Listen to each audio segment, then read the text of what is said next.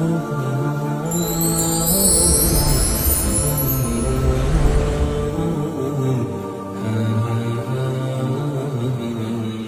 اللہ الرحمن الرحیم۔ عربی کا معلم حصہ اول ہے، درس الثامن ہے، 8واں سبق ہے۔ اس میں ہم نے کلمات کے اوزان پڑھ رہے ہیں۔ کچھ مسائل ہم پہلے پڑھ چکے ہیں، کچھ اس میں اصول باقی ہیں جو کہ ہم اس آج کی ویڈیو میں پڑھیں گے۔ دیکھیں حضرت فرما رہے ہیں کہ افعال اسماء مشتقہ اور مصادر کا مجرد یا مزید فی ہونا ان کے ماضی کے صیغہ واحد مذکر غائب سے پہچانا جاتا ہے۔ دیکھیں یہ ایک اعتراض کا جواب ہو سکتا ہے۔ پہلے حضرت نے یہ ذکر کیا تھا کہ اگر 3 حرف اصلی ہیں تو پھر وہ لفظ ثلاثی ہوگا، اور کوئی حرف زائد نہ ہو تو وہ ثلاثی مجرد ہے، اور اگر 3 حرف اصلی کے ساتھ کوئی حرف زائد ہے تو پھر اس کو ثلاثی مزید فی کہا جائے گا۔ تو اس کے اوپر ایک اعتراض ہی پیدا ہوتا ہے کہ ہم ثلاثی مجرد کی بہت سی گردانوں کے اندر ہم دیکھتے ہیں کہ وہاں پر 3 حرف اصلی کے ساتھ کوئی حرف زائد بھی ہے، لیکن اس کے باوجود اس کو ثلاثی مجرد ہی کہا جاتا ہے۔ مثال کے طور پہ اب یہاں پہ اگر آپ دیکھیں گے یضربو، یا اسی طریقے سے ضاربن، یا اسی طریقے سے مضروبن، تو ان ساری مثالوں کے اندر یہاں پر یا زائد ہے، یہاں پر الف زائد ہے، یہاں پر میم اور واو زائد ہے، تو یہاں پر حروف زائد بھی ہیں۔ تو اس کا تقاضا تو یہ ہونا چاہیے تھا کہ ساری کی ساری مثالیں ثلاثی مزید فی کی ہوں، لیکن ہر کوئی اس کو ثلاثی مزید فی کی گردان نہیں شمار کرتا ہے، بلکہ ان کو ثلاثی مجرد کا ہی صیغہ سمجھتا ہے۔ تو اس کی کیا وجہ ہے؟ تو اس کی وجہ حضرت آج کے سبق کے اندر دے رہے ہیں۔ فرما رہے ہیں کہ افعال کے اندر، اب افعال میں فعل ماضی بھی ہے، مضارع بھی ہے، امر بھی ہے، نہی بھی ہے، جہد بھی ہے، اور اسی طریقے سے تاکید بالن ناصبہ بھی ہے، مستقبل بانون تاکید ثقیلہ اور خفیفہ بھی ہے، ساری کی ساری گردانیں ہیں۔ اسی طریقے سے اسماء مشتقہ، یعنی وہ اسماء جن کا اشتقاق ہوتا ہے، جن کو نکالا جاتا ہے مصدر سے، اس میں اسم فاعل ہے، اسم مفعول ہے، صفت مشبہ ہے، اسم تفضیل ہے، یہ جو اسماء ہیں ان کو اسماء مشتقہ کہا جاتا ہے۔ اور اسی طریقے سے جو مصادر ہیں، یعنی جو مصدر ہوتا ہے، اس مصدر کے اندر بھی تمام حرف اصلی نہیں ہوتے، بعض اوقات ان کا بھی کوئی حرف زائد بھی ہوتا ہے۔ تو پتہ کیسے چلے گا کہ کون سا فعل یہ مزید فی کا ہے یا کون سا فعل مجرد کا ہے؟ کون سا اسم مشتقہ وہ مجرد ہے یا مزید فی ہے؟ کون سا مصدر یہ مجرد سے آ رہا ہے یا پھر مزید فی سے آ رہا ہے؟ کون سا ثلاثی سے آ رہا ہے؟ کون سا رباعی سے آ رہا ہے؟ یہ کس طریقے سے پتہ چلے گا؟ اس کی پہچان کا طریقہ بتا رہے ہیں۔ فرما رہے ہیں کہ اس کی پہچان کا طریقہ یہ ہے کہ ماضی کا صیغہ واحد مذکر غائب، اس سے آپ نے پہچاننا ہے۔ کوئی بھی گردان ہو، آپ اس کا واحد مذکر غائب کا صیغہ نکالیں اور اس میں آپ دیکھیں کہ کوئی حرف زائد ہے تو وہ مزید فی ہے، اگر اس میں کوئی حرف زائد نہیں ہے تو وہ ثلاثی مجرد ہے۔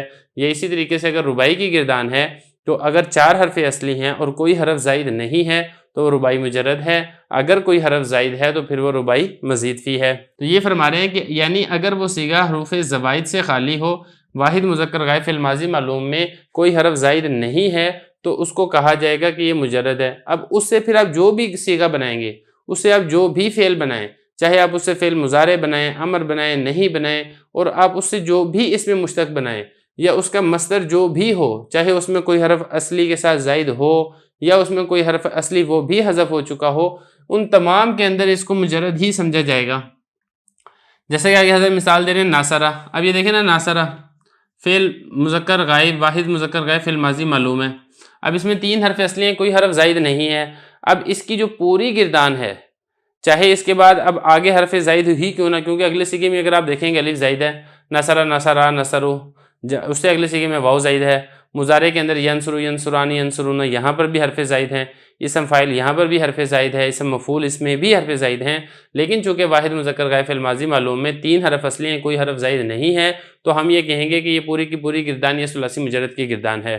تو یہ فرما رہے ہیں تو اس کا مضارع ینصرو ہو، اگرچہ یہاں پہ یا زائد ہے لیکن ہم اس کو کہیں گے کہ یہ مجرد ہے۔ اسم فاعل ناصر ہے، اس میں الف زائد ہے لیکن پھر بھی ہم اس کو مجرد سمجھیں گے۔ اسم مفعول منصور ہے، اس میں دیکھیں میم اور واو زائد ہے لیکن پھر بھی ہم اس کو مجرد شمار کریں گے۔ اور اسی طریقے سے اس کا مصدر نصرتن ہے، یہاں پر تا زائد ہے لیکن اس کے باوجود یہ جو پوری گردان کا ہر صیغہ اس کو ثلاثی مجرد ہی شمار کیا جائے گا۔ اسی طریقے سے آپ باقی گردانوں کو بھی قیاس کر لیں، جیسے یہ ضربہ یضربو ہے، اس میں آپ کر لیں ضربہ فعل ماضی معلوم ہے تو 3 حرف اصلی ہیں، کوئی حرف زائد نہیں ہے، اب پوری گردان جیسی بھی آئے اس کو ثلاثی مجرد ہی شمار کیا جائے گا۔ تو یہی فرما رہے ہیں گو ان میں حروف زوائد بھی ہیں، اسی طرح گردان کی وجہ سے مجرد میں حروف زوائد آئیں تو وہ مجرد ہی رہے گا، جیسے راجلن۔ اب یہ دیکھیں، یہ تو مثال ہوگی نا فعل کی، اور اسی طریقے سے جو فعل کی گردان ہے۔ اب آگے اسم کی مثال دے رہے ہیں، جیسے کہ راجلن، اب یہ ثلاثی مجرد ہے۔ اب اس کی تسنیہ میں دیکھیں رجلانی رجالن، اس میں الف زائد ہے، رجالن اس میں الف زائد ہے، لیکن اس کے باوجود یہ ثلاثی مجرد ہے کیونکہ ان کی جو واحد ہے اس کے اندر 3 حرف اصلی ہیں، کوئی حرف زائد نہیں ہے۔ اور اسی طریقے سے اب دیکھیں کبرا، اب یہ جو کبرا نہیں اصل میں اس طریقے سے تھا، کب بارہ، کیونکہ جو تشدید ہوتی ہے نا وہ اصل میں ایک ساکن حرف ہوتا ہے اور ایک متحرک ہوتا ہے، پھر دونوں کو اکٹھا کر دیتے ہیں۔ اب کبرا جو ہے یہ اسی طریقے سے اکرامہ، یہ فعل ماضی معلوم ہے، اور اسی طریقے سے یہ بھی فعل ماضی معلوم ہے۔ اس میں دیکھیں 3 حرف اصلی ہیں، ایک ہے با اور دوسرا ہے را اور تیسرا ہے کاف، کاف با را اصلی ہے اور ایک با اس کے اندر زائد ہے۔ اور اسی طریقے سے یہ جو اکرمہ ہے اس میں الف یہ زائد ہے، الف مطلب حمزہ یہ زائد ہے شروع میں، تو لہذا اس کو ہم کہیں گے کہ یہ ثلاثی مزید فی ہے، کیونکہ 3 حرف اصلی کے ساتھ کوئی ایک حرف زائد بھی یہاں پر پایا جا رہا ہے۔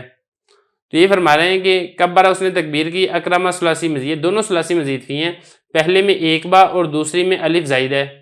تو خلاصہ یہ نکلے گا کہ فعل ماضی معلوم، اس کا پہچاننے کا طریقہ ہوگا پہلا صیغہ دیکھیں آپ، یا اسی طریقے سے اگر وہ اس میں جامد ہے تو اس کا جو واحد کا صیغہ ہے اب اس میں دیکھیں کہ 3 حرف اصلی کے ساتھ کوئی حرف زائد تو نہیں ہے، اگر نہ ہو تو پھر وہ ثلاثی ہوگا، اور اگر ثلاثی مجرد ہوگا، اور اگر کوئی زائد ہوگا تو پھر وہ ثلاثی مزید فی کہلائے گا۔